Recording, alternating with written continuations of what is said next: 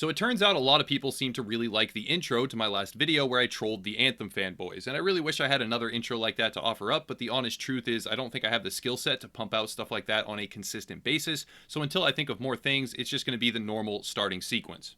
Today I want to talk about everybody's favorite again, Epic Games, but not in the traditional format of Epic bad, Steam good, but more an analysis of the meltdown that the PC games industry is heading for because of the tactics employed by Epic and the divisive effect it has on both developers and gamers.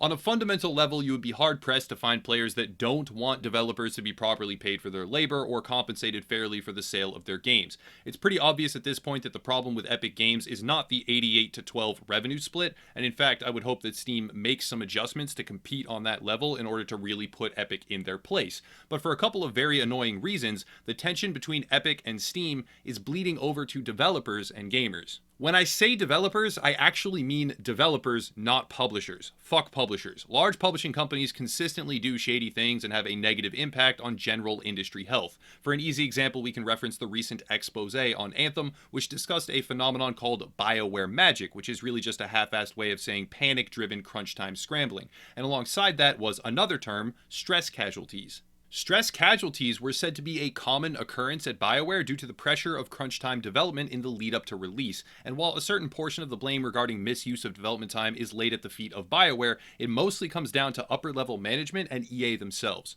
Now, the term stress casualty, and full credit to Jim Sterling here, I was not aware of this after reading the article my first time, the term stress casualty is a military descriptor which relates to such catastrophically high stress levels, usually from active combat scenarios and the horror witnessed there, that a soldier has a full breakdown and is no longer capable of functioning. It is also classified in the official definition as being life-threatening in certain circumstances. So stress casualties at a video game development company is something beyond the realm of fucking reason. The circumstances leading to stress casualties are usually a trickle-down phenomenon that is not conjured up from nothingness by the ground-level artists responsible for actually constructing the games we all love to play. The leadership and personnel in positions of power are the source. So to come full circle, when I say developers, I mean those affected by the stress, working to actually produce something, not the suit-wearing frog fuckers that take millions of dollars in bonuses while essentially putting their employees in the hospital.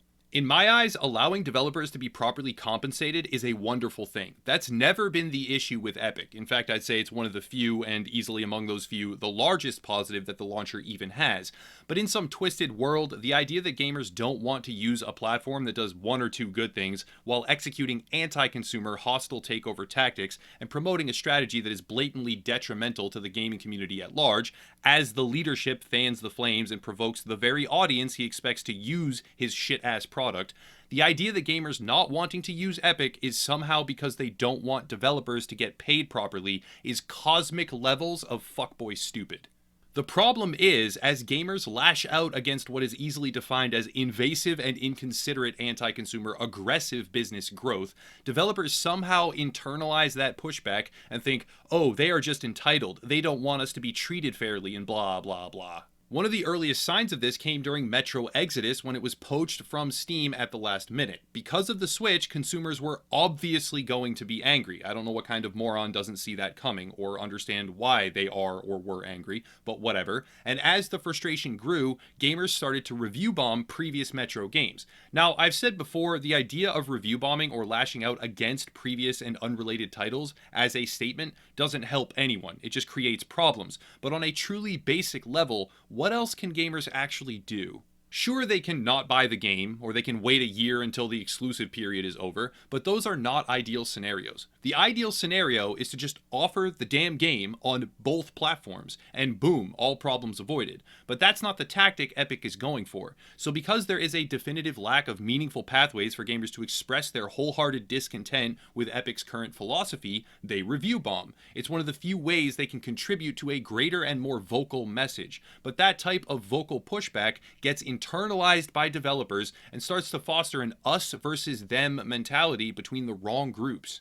After the Metro review bombing, a developer on the Metro Exodus project took to the web to express his frustration, saying things like, "But a certain category of players believes that our work is not worth even a couple of minutes to install a launcher." That's not an accurate statement. No one is saying that Metro Exodus was not or is not worth a couple of minutes to install a launcher. The player base was expressing severe discontent at the fact that the game has been advertised on Steam for months and then snapped away to Epic for a full year, weeks before the actual launch date. And that sort of maneuver is a glaringly obvious sign of future problems. That kind of thing does not just happen in a vacuum, and sure enough, it didn't. He goes on to have a number of quotes that are just idiotic things to say, but this next line perfectly accents the point I'm trying to make. Someone says that if they crap Exodus and the previous games in the series, it will make the world better. They will put greedy developers in their place. To this, I can answer that in a pinch, if all the PC players announce a boycott of Metro Exodus, then the next Metro, if it does, is definitely not going to be on the PC. There it is, the internalization of gamer pushback that in truth has nothing to do with him, and born of those misdirected impressions comes an us versus them mentality between two groups that really should not even be at odds. Now, over time, it's become clear that the Metro Exodus situation was just an early warning sign. If anything, Epic has become increasingly aggressive with their tactical pursuit of forced consumer adoption. And as the natural progression goes, you get early warning signs, then some larger high-profile problems before it comes to a full-blown mainstream issue. Most recently, we are seeing the progression unfold with Borderlands 3. Borderlands 3 was pretty obviously going to be an Epic Store exclusive because of the colossal bump in per-unit revenue. Just as most of us expected, it becomes an exclusive after PAX East, and equally as expected, the backlash mounts, and a small subset of gamers take to the Steam forums to review bomb previous Borderlands games. This story was and is being covered by a lot of different creators, but for my example today, I want to focus on Boogie2988. Boogie2988 is a massive YouTuber that is not known for his combative stances. Quite the opposite, in fact. He often takes a very reasonable and balanced point of view with an emphasis on remaining calm and accurately evaluating circumstances. Well, Boogie covered the Borderlands 3 situation, and in response to this, David Jaff, I'm probably not pronouncing that properly, but oh well. It is what it is. He took to Twitter to voice his displeasure. For those that don't know, David Jaff is a very prominent figure in the games industry, best known for his contributions to the God of War and Twisted Metal franchises. As far as I can tell, this whole thread started as a result of Jaff tweeting that he is sick of negative clickbait YouTubers. The tweet has since been deleted because it was fucking garbage, but it was a direct response to Boogie mentioning his own video, and as a result of that outburst, this exchange took place. Jaff takes a factual and fairly reasonable video, reasonable when compared to pretty much any other creator covering the issue, especially me, and paints it as manufactured outrage. The problem is, none of the content had anything to do with him, and none of it was clickbait or incorrect. Players are expressing frustration with the aggressive tactics of Epic, and developers completely isolated from the current situation are somehow registering that as an attack on them personally, while then responding in such a way as to only increase the amount of tension. The resulting feedback from this entire exchange only served to further fan the flames, with an anti-developer atmosphere continuing to emerge on the gamer side of things, and an anti-gamer atmosphere becoming further entrenched on the developer side of things. Directly after this, Zen of Design, another prominent AAA developer, fired off a giant string of what the fuck, talking about the Steam versus Epic conflict. In that thread, he mentions a lot of points that Boogie actually talked about in his video, while simultaneously claiming he's been dunking on people who talk in apocalyptic terms.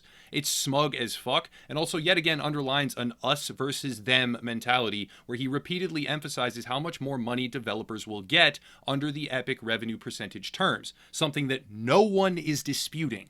For the last example, we will still be discussing Borderlands 3 exclusivity, but this time through the lens of Randy Pitchford, Gearbox's CEO. Randy Pitchford has had a hard-on over the Epic Store for a very long time. He's one of the reference points for early speculation that Borderlands 3 would even be an Epic Store exclusive. In the end, the decision appears to have been made by Take-Two Interactive, which Randy was quick to use as a shield, but his response to the slight review bombing is what has fueled the fire. His tone is that Steam was not doing anything about the review bombing, which is not true since they clearly marked the reviews as off-topic, which is blatantly obvious and will lead most players to discredit those reviews. Not to mention the people reading reviews are often looking for articulate criticism or praise of the game, and review bombers don't take the time to type up a persuasive essay on why the game is actually bad, because it's not bad. They are just making a statement. But whatever, moving on. And he concludes by saying this all makes him want to reconsider their position regarding the platform moving forward. This is the CEO of a large development company reacting to customer frustration by essentially threatening them. Furthermore, if we take the time to actually look at the review bombing, this is what, a few thousand negative reviews offset by a couple thousand positive ones? That is an infinitesimally small fraction of gamers. I have gotten more negative comments on my one-man little YouTube channel in a single fucking day at times than this entire review bombing situation has had so far, and it appears to have died out already. Randy Pitchford is yet again fanning the flames and perpetuating an us versus them mentality within his own customer base. This all shows us an example of developers at almost every level, from executive to general employee, internalizing basic distaste at anti-consumer behavior, with a then mild attempt at speaking up about that behavior perpetrated by a very vocal few individuals, and using that as a lightning rod to spin up and escalate a culture war within the games industry. The vast majority of gamers are not review bombing anything. Of the very few that are, still less have any actual ill will towards developers themselves, and yet somehow the desire to have a voice during a tumultuous time within the industry is perceived as anti-developer and leads to knee-jerk reactions by established industry professionals that are entirely misdirected, unhelpful, and ignorant. I've said it before that review bombing does not help anything, and this is the exact reason why. In a world where most gamers actually support developers, you would be hard-pressed to find players that disagree with the improved revenue share percentage that Epic allows for. You will also likely find a great deal more support than animosity, especially considering the recent revelations regarding Anthem. Many players actively support the idea of game developer unions, because artists work better and have happier lives with representation that can help mitigate some of the disastrous AAA norms. But developers going off the rails at shit that has nothing to do with them because they are what? Self-conscious? Sensitive? What is it? Internalizing backlash that isn't at them? Developers who do that just make things exponentially worse and also rapidly kill the support that they do have. The purpose of this video is to help pull attention to the growing issue of misdirected anger and help prevent a full-blown meltdown in which the conflict does in fact shift from anti-Epic sentiment to anti-developer sentiment because of stupid-ass childish anger blasted across the web by certain devs and executives who aren't able to extrapolate the goddamn rudimentary issue at play here and realize that gamers just don't like third-party exclusives being bought out in backroom dealings so as to limit player choice and force adoption of a platform that does not prioritize their own needs. Very few gamers have issues with first-party exclusives. Ubisoft games are on Uplay, EA games are on Origin, etc., etc. But when a third-party publisher flips their game over to a platform that has made it a point to acknowledge their definitive intention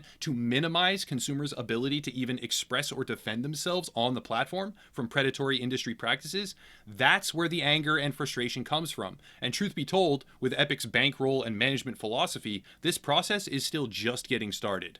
In the end, this video probably won't do anything. The idea is to have at least a few players and maybe even developers, if they can pluck up the fucking courage to even watch this without getting triggered, pause for a second before making their next frustrated social media post. And remember, this is not an us versus them between devs and gamers. At least not yet, but at this rate certain industry professionals might turn it into that. I feel like I'm in a Harry Potter movie, and all the publishers are like Death Eaters, and Epic is Voldemort. But I'm not a main character. I'm not even a side character that does cool shit. I'm just like that, what's his name, the Seamus guy who blows up toilets and stuff. The best I can do is blow up a toilet and make this video. And maybe some people will then stop using the hallway where the bad guys are waiting, or I'm losing this metaphor. It's really getting away from me because there's toilet water leaked out in the floor in the hallway. I don't know. That'd be a win. You get the point.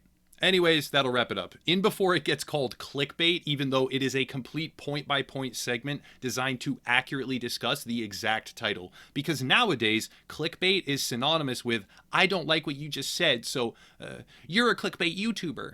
It's certainly got some outrage because guess what? I'm pretty fucking unhappy with current normalized industry practices and improper interpretation of completely reasonable frustration. But yeah, enough rambling. If you want to support the channel, check out the links down below, but I'll wrap it up there. Thank you all for watching, and have a nice night.